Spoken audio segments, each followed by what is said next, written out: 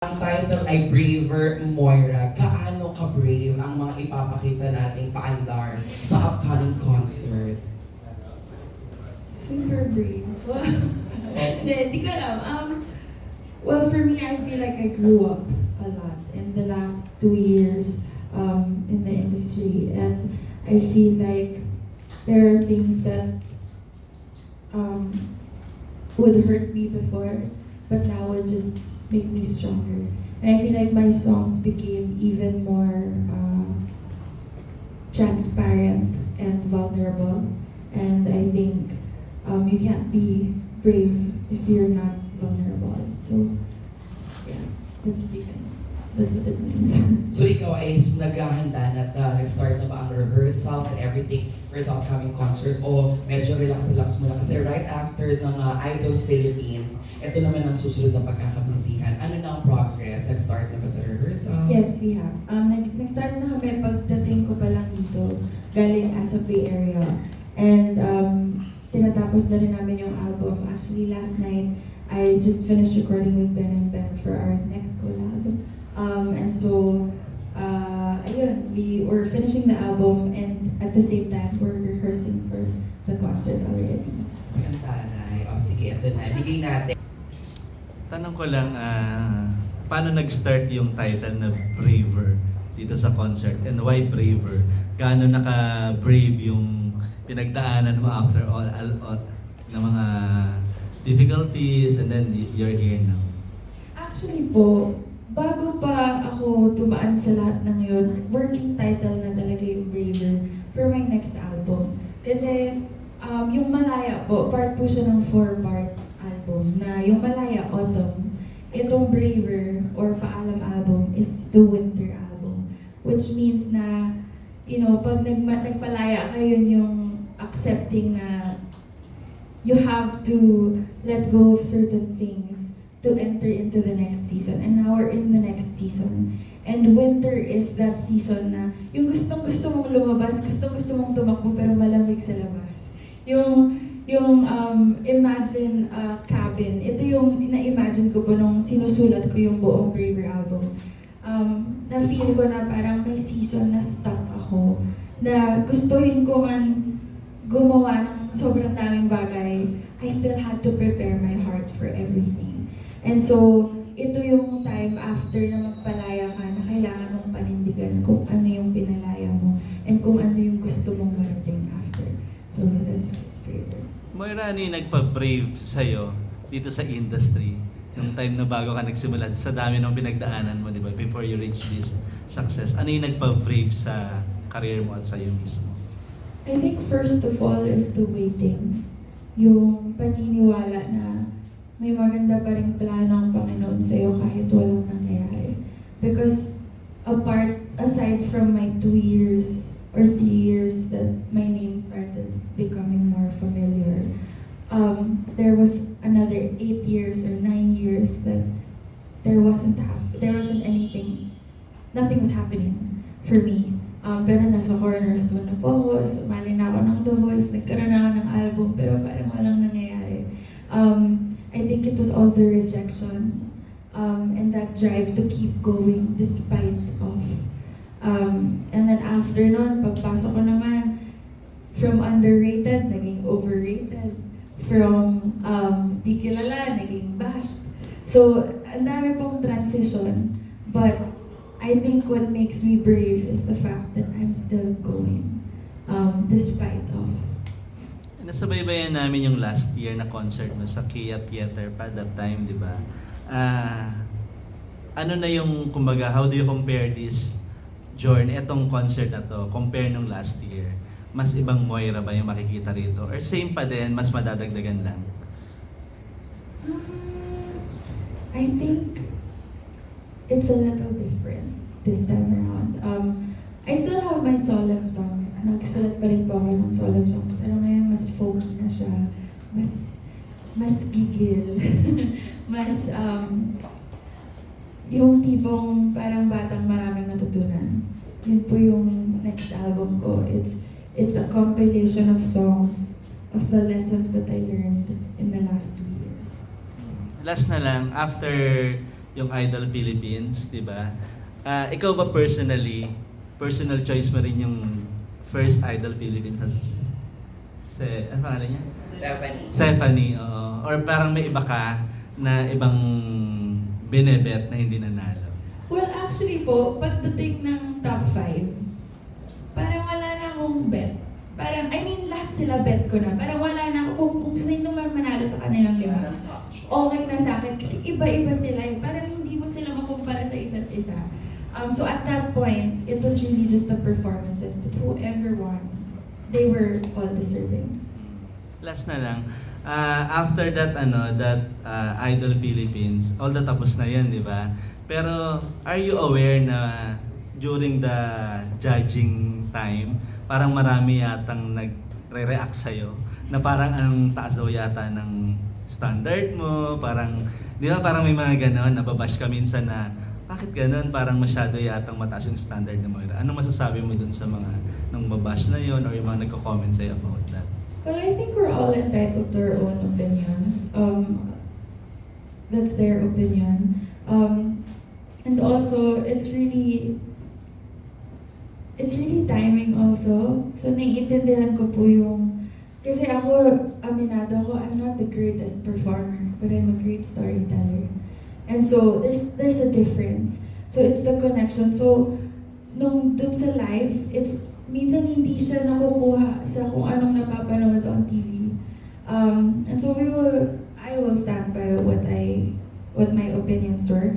But, yeah, I think they're all entitled to that and I respect them, even if they don't respect me back. Okay, thank you. O diba talaga?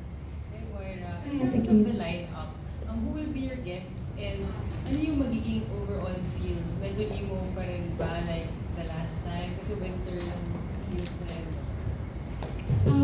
Actually, my peg, syempre, nandun pa rin po yung emo. I feel like I'm a very emotional person para matanggal ko yung emo altogether. But more than it being moving, I am aiming for it to be empowering and motivating.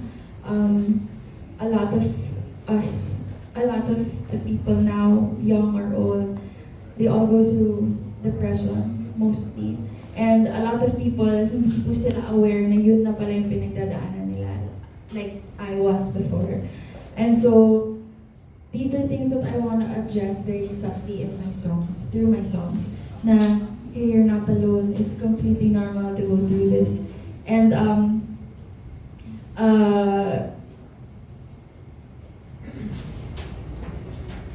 so yeah, I feel like from a moving concert in Tungkol, I want this to be empowering.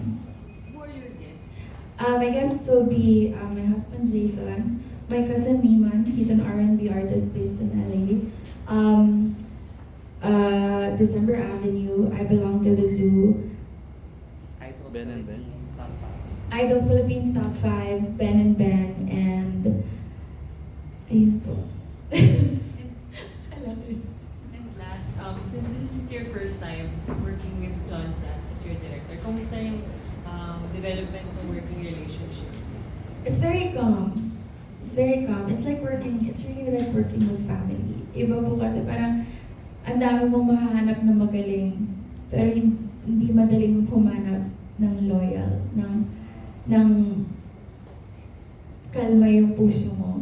And so, Kuya Piatti, he knows my heart and I know his. And so, it's very smooth working with him. Thank you. Thank you so much. Yung concert mo, Braver.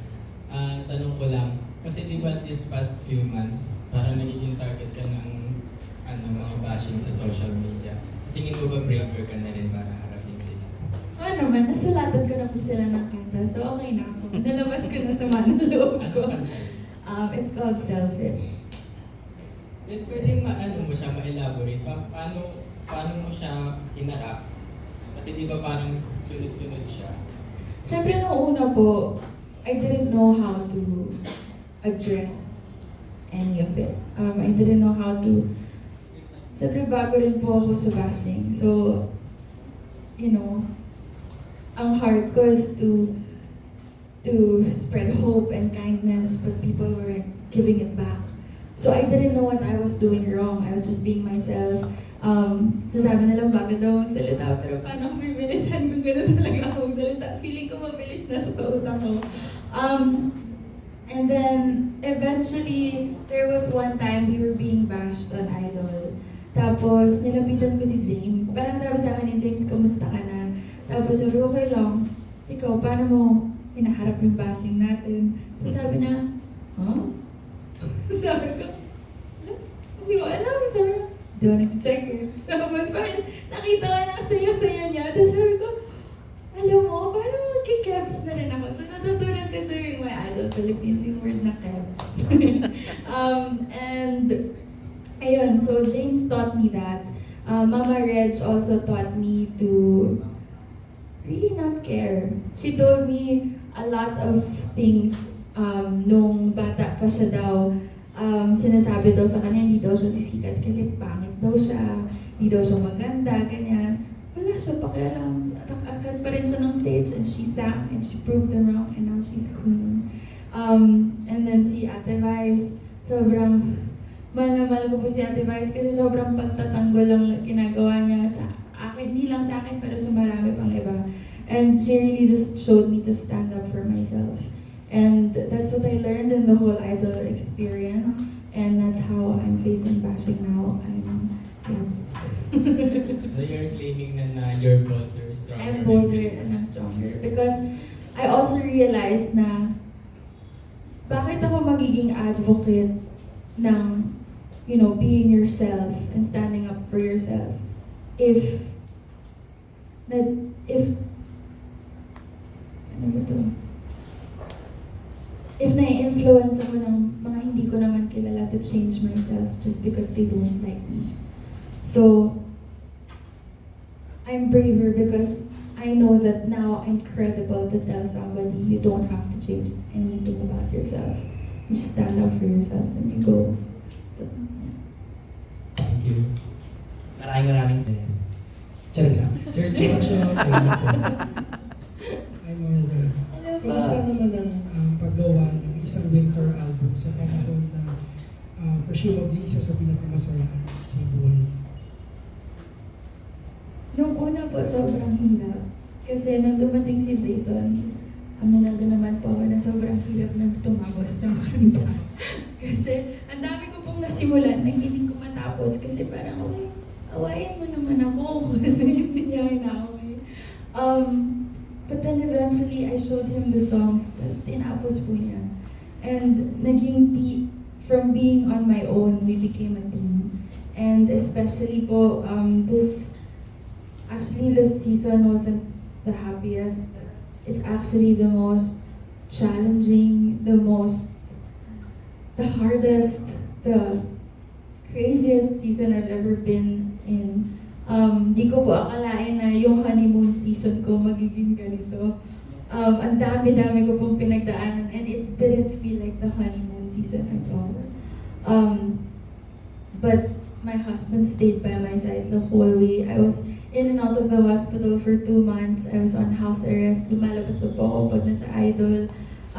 And so, yung time din na yun na wala akong magawa, mag-bake. Tapos, natuto akong tumapos ng kanta. Ang dami kong natapos na libro. Nag-start ako magsulat ng sarili kong libro. And ang dami ko pong nagawa just because I was placed in a position where I didn't expect I would be in. But God grew me so much in that season.